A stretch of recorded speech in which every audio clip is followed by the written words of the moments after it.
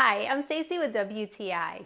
Have you ever been afraid to do your own brow tinting at home? I definitely have been, but after using this great, easy to use kit from Renata Beauty, I no longer am intimidated at all.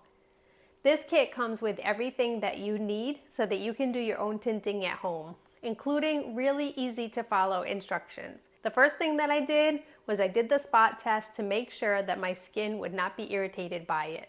After that went through, I was able to mix up a little bit of the toner as well as the color, and you only need a little bit, which makes it go a long way.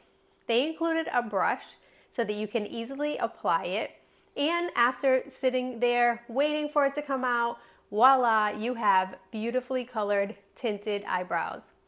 I'm really impressed because I have some really hard to cover grays in my eyebrows, but the color has lasted almost the full 4 weeks, just like the instructions told me they would. The color is nice and lush. It did not irritate my skin.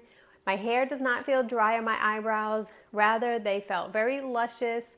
I have some sparseness in my eyebrows, so I did continue to fill in with a little bit of pencil, but the actual color of my eyebrows stayed consistent during the 3.5 or so weeks.